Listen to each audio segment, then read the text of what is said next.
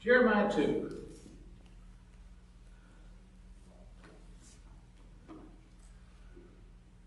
Verse 11. Has a nation ever changed its gods? Yet they are not gods at all. But my people have exchanged their glorious God for worthless idols. Be appalled at this, you heavens, and shudder with great horror. How in the world could God's people exchange their glorious God for worthless idols? Verse 13. My people have committed two sins. They have forsaken me, the spring of living water, and have dug their own cisterns, broken cisterns that cannot hold water. Jeremiah says that the nation had committed two sins. First of all, they were forsaking him, the spring of living water, and digging their own cisterns.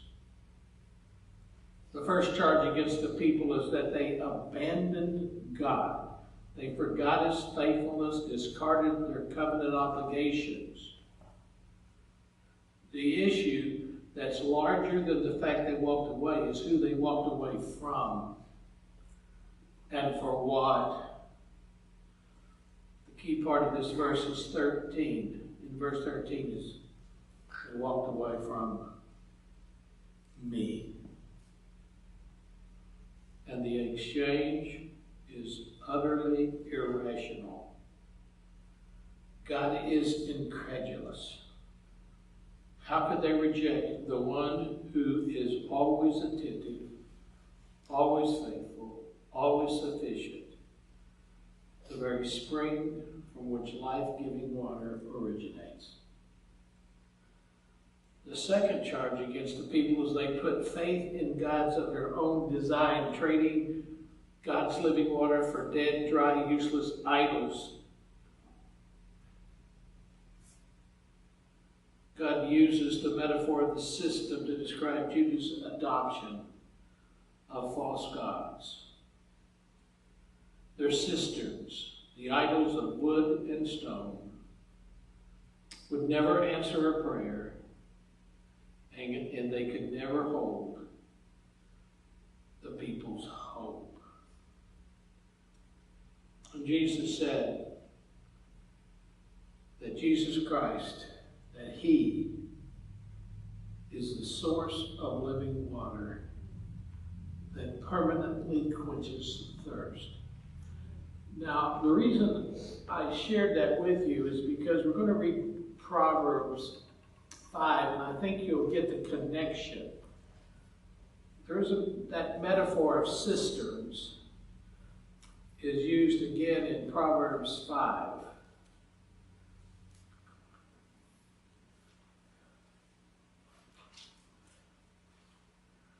Let's read it.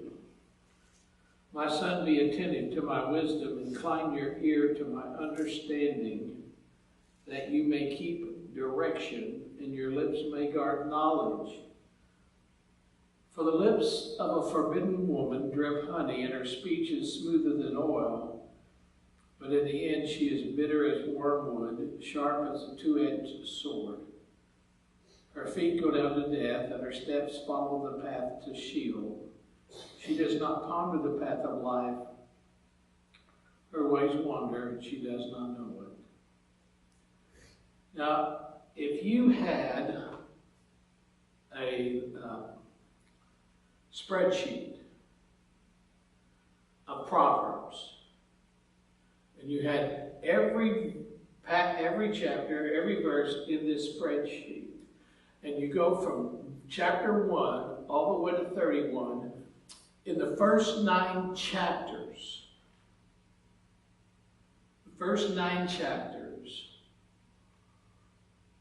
between 1/3 and 1/4 of the verses would be about the forbidden woman, the adulterous woman.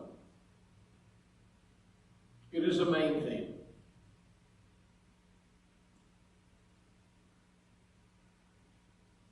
And now, O sons, listen to me, and do not depart from the words of my mouth.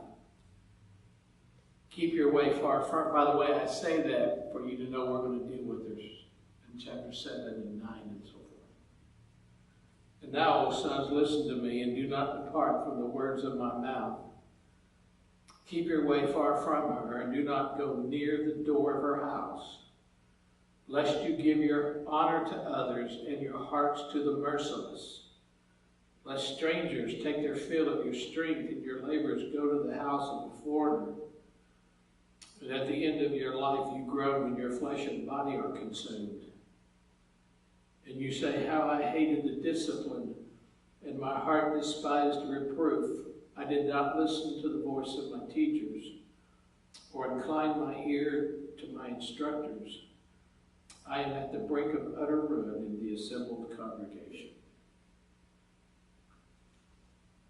Solomon is obviously telling him, his son, all of us, that we have a choice. We can follow the path that leads to wisdom, or we can follow the path that leads to the adulterous woman, who is foolishness. We also have learned so far that wisdom is the person of Jesus Christ. He is the truth and he is wisdom. Foolishness is a tool of Satan. And he says we can make ruts, and that word rut, paths, means the path that's made from wagon wheels after it's been used for a long time. Ruts. And our path, our ruts,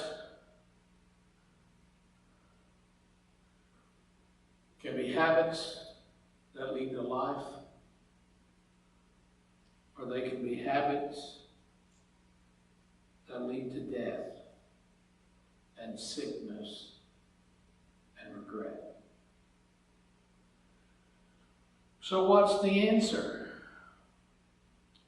What's the answer? How can we live then with fulfillment and purpose? The antidote for following the adulterous woman is found in verses 15 and forward. You drink water from your own cistern, flowing water from your own well. Should your springs be scattered abroad, streams of water in the streets?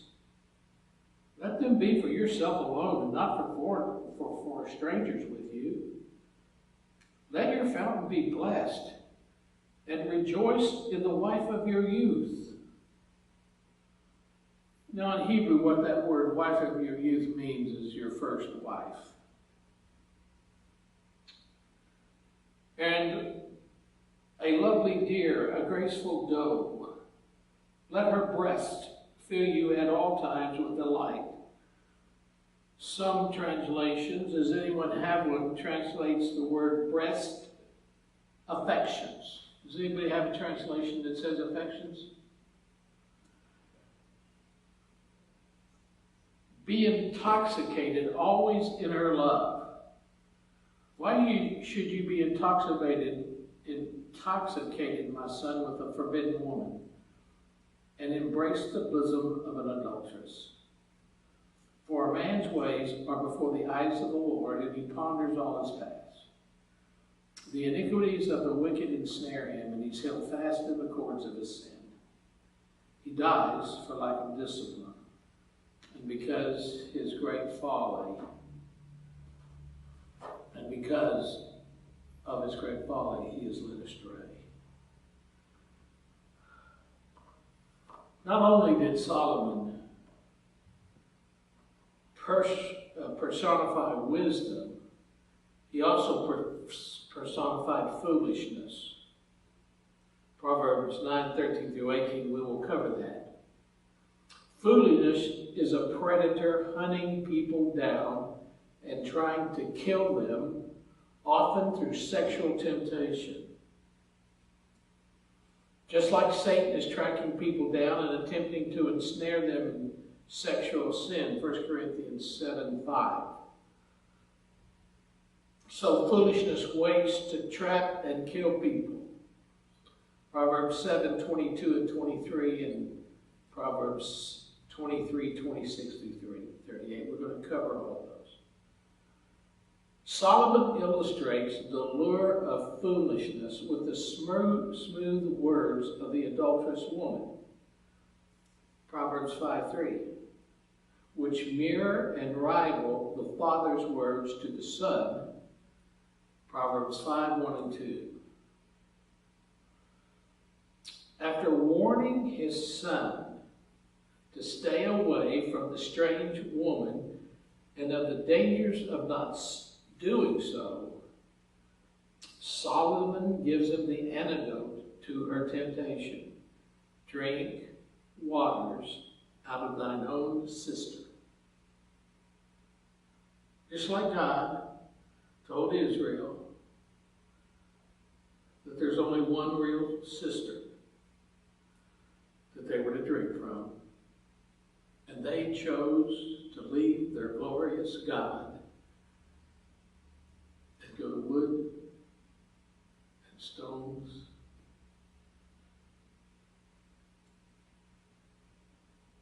Drinking water out of thine own cistern is an exhortation in poetic language for a man to get his sexual needs fulfilled by his wife and no other. I want to say that again. Drinking waters out of thine own cistern is an exhortation in poetic language for a man to get his sexual needs fulfilled by his wife and no other. And that therefore includes pornography.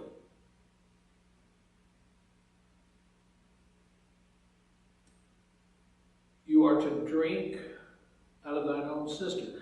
Now I know the Hebrew word for the wife of the youth in Solomon's world was your first wife. But I want to stress, in God there is forgiveness.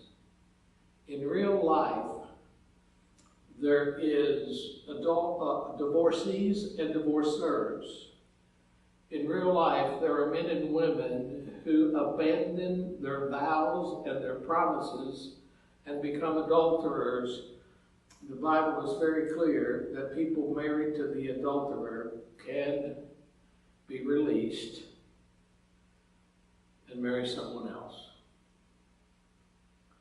But even if you were a divorcer or divorcee, when you become a Christian, you become a new creature. And adultery is not the unpardonable sin. The issue now is drink out of your own cistern. The cistern is an artificial reservoir for the storage of water, especially a watertight tank in a high part of a building where the taps are put in various parts of the house and water is supplied. The water in one's own cistern, which God has provided, are fresh and always in good supply. As we noted, sinners tend to forsake God, the fountain of living water, and his provision for their needs, and instead hew out their own cisterns, which are broken and cannot hold water.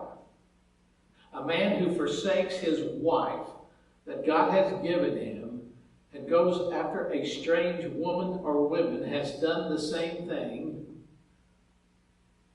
And And they will end up with a broken and dry cistern in the end. And if you go through the first part of chapter 5, you will see there are arguments used to dissuade from conversations with an adulterous woman, taken from the disgrace, the disease, verse 11, poverty, and distress of mind.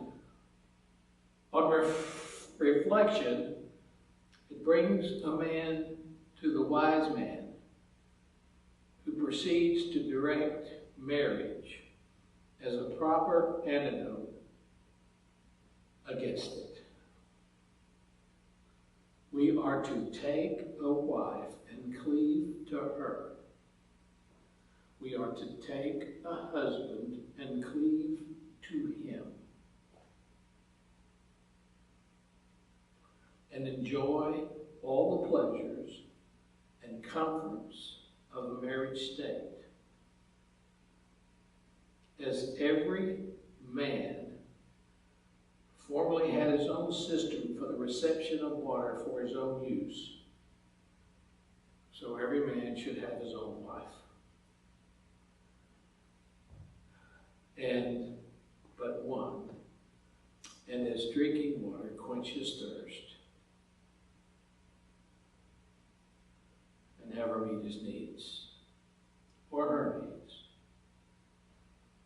This is the lawful enjoyment of the marriage bed, and it is to quench the thirst or appetite,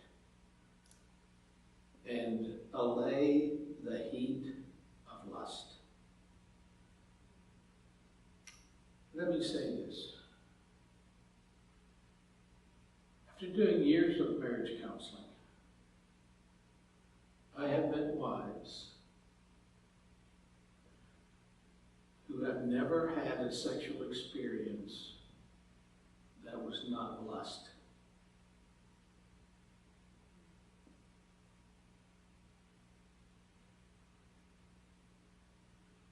Every wife and every husband deserve a spouse who will unite with them out of love, not lust. And when someone is forced, that's not love. You see, what's the difference in going to bed out of lust and going to bed out of love? When you go to bed out of lust, you are with an object you desire, and it's all about you.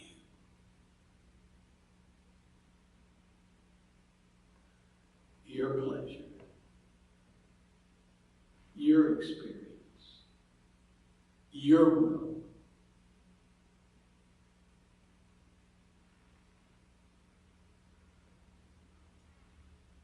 And you can do that with a stranger.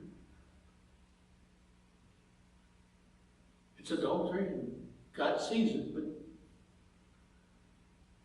when you go to bed in love, it's a picture of Christ and his church. Ephesians. It's a picture of sacrifice. It's a picture of wanting the best for the other person. And the goal is to see the enjoyment that they experience. It's about them. And they are not an object. They are a precious gift from God. Amen. And then nudity is not embarrassing. It's sharing. The antidote for drinking out of someone else's cistern is to love your own.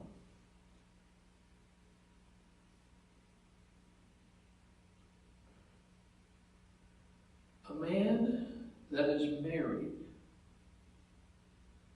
or a woman that is married, should be content with his own wife and she her own husband, and not steal waters out of another cistern.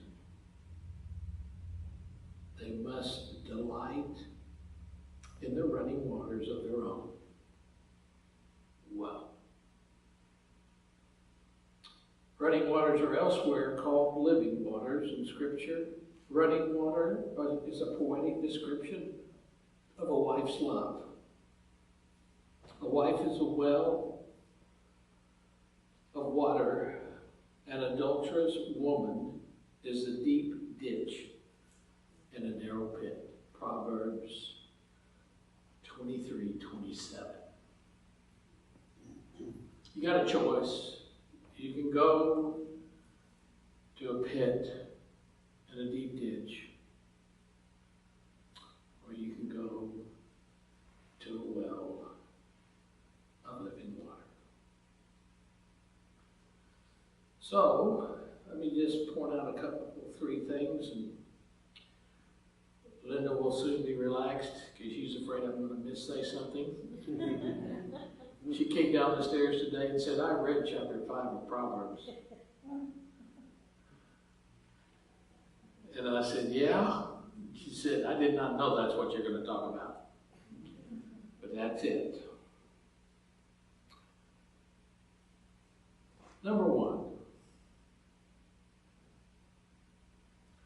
a man's sex life with a godly wife should never become stagnant or stale, because you have all the creativity that God, through His Spirit, can give you. A marital monogamous sex should only get better as time goes on, because you get to know each other better. Something is wrong in a marriage if sex is no longer enjoyable for both partners.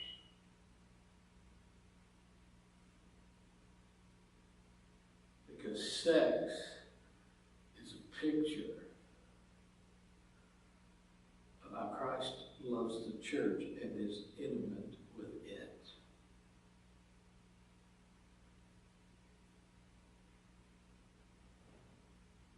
So, there is both a vertical means of rescue from the predator, that's drinking out of the cistern that is our glorious God, that is drinking from Him, that is a personal, intimate relationship with Him. It is intimacy with God. That's the vertical thing that will prevent adultery.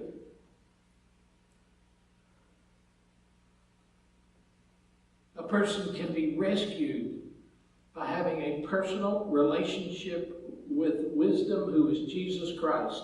Proverbs 2:1-2, 7:4-5, and 1 Corinthians 1:24-30. Horizontally, a person can be rescued by having an intimate relationship with their spouse and drinking from that cistern.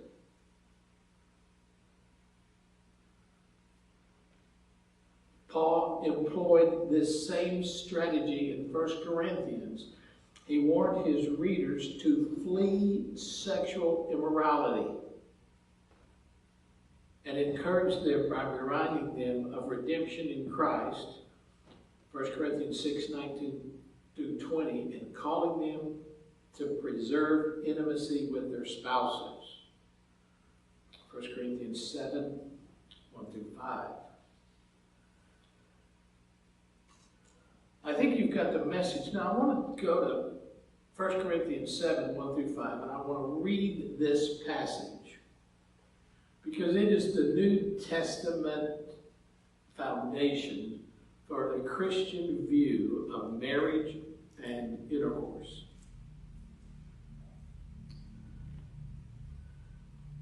Now I'm going to read it out of the Voice translation, which really is an interpretation. Now to the topics you raised in your last letter. Some have said. Now, in your translation, you will see quotation marks around, "It is better for a man to abstain from having sex with his wife." That is not what Paul said. He is quoting the Corinthians. The whole passage is to refute that statement. Okay? It is not better for a man to abstain from having sex to his wife. As a matter of fact, Paul says it is wrong. Well, I disagree. Because of our tendency to embrace immoralities, each man should feel free to join together in sexual intimacy with his own wife, and each wife should join with her own husband. Husbands and wives have reciprocal duties. Each husband has the responsibility to meet his wife's sexual desires, and each wife should do the same for her husband. In marriage, neither the husband nor the wife should act as if his or her body is private property. Your bodies now belong to one another, and together they are whole. They are one. So do not withhold sex from one another unless both of you have agreed to devote a certain period of time to prayer. Use the time you would be sharing spiritual and sexual intimacy to a time of intimacy with God. You can stop drinking from the cistern that is your wife to drink from the cistern that is God. That's the principle. Does that make sense? Yes. When the agreed upon time is over, come together again so that Satan will not tempt you when you are short on self-control. I'm trying to encourage you and give you some wise counsel. So don't take this advice as a command. I wish that all of you could live as I do, unmarried. But the truth is, all people are different, each gifted by God in various and dissimilar ways. And he goes on to say, it's better to marry than to burn. And that those who stay married, it's a gift from God, and he meets their needs for intimacy in another way. I think that summarizes it very well. What Solomon is saying is, God's not in heaven just saying sex is bad. Sex is a gift from God. It was his idea. But it's to be done with the husband and wife that is the gift from God.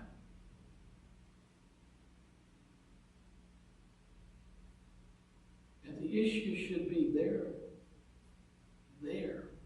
fulfillment, not yours, not mine. It's a beautiful thing. But in there's also a passage, verse 17, that says, you don't share your sister with anybody else either. You don't let people drink from your sister. She and he is yours. And so in our culture,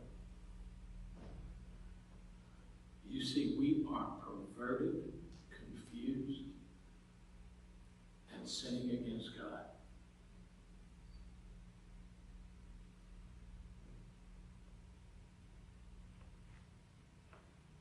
And we have underestimated the devastating consequences of the church not teaching well on sex.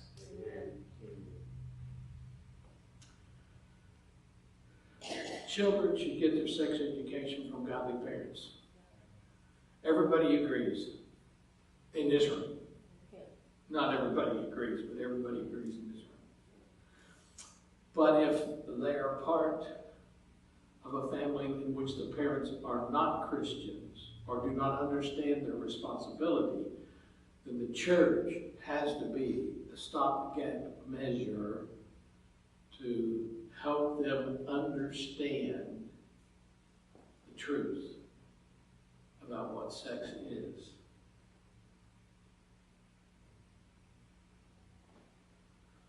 We can't be silent, because where else will they get it from a Christian, a biblical view of sex, than from godly parents and a godly church? Their friends won't give it to them.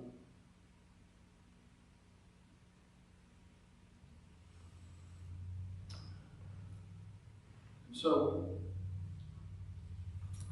I think that's what Solomon is trying to tell us. Teach them while they're young. Teach them before it's too late. Now, I want to just say a word to the men, so ladies, would you please stop listening? Now, guys, listen to me. The Bible does not say fight lust. It says flee it. Flee lust, 1 Corinthians 6. Run from it.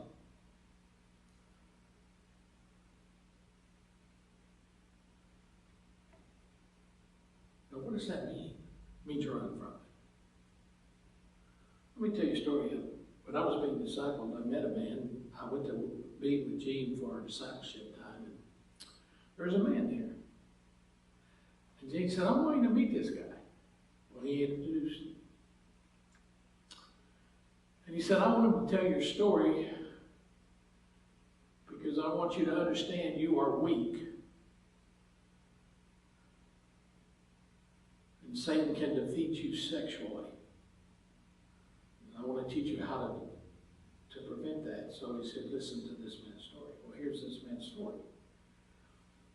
He worked in an office building, and every day at 7:45, he would get on an elevator and ride some, and I forgot the exact number, but it was in the 30s or 40s, floors high. One day he noticed this woman got on the elevator, and he was attracted to her. She was pretty.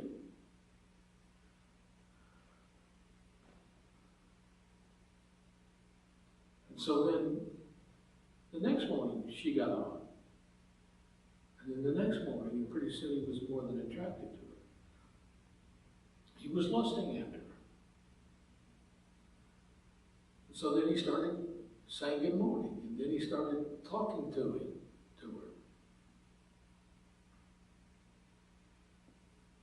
Pretty soon, he was not delighting in the cistern that God had given him. He was delighting in sips on an elevator of deadly water.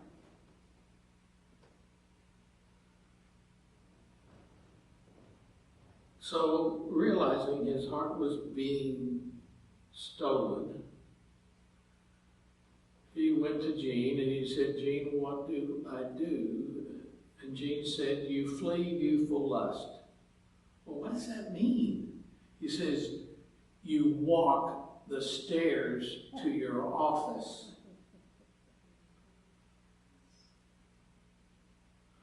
It's 35 floors. Just think the shape you're going to be in when this is done. You know what? He did. He stopped riding the elevator and he walked up the stairs to flee youthful lust. They will kill you.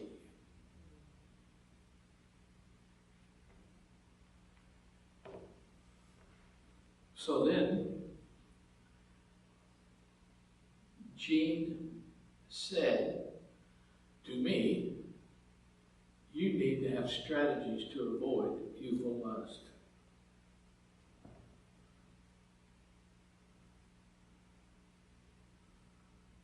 Okay? And so part of our discipleship time was spent writing strategies so that I would only drink from the cistern God gave me. And I can look you in the eye, honestly, without being feared of God striking me dead right here, and say, that's the only cistern I have ever drunk from. And it's because of the accountability of a discipler, the grace of God, and a precious gift that God gave me, which is the antidote of adultery. Now, Pastor, I'm going to turn this over to you, but I do want to say, I understand my audience, okay? I know I was preaching to the choir, but I want to tell you something. Satan doesn't give up. And you're never, never free from an onslaught of Satan that can get you, even if you're King David and a man after God's own heart. Pastor?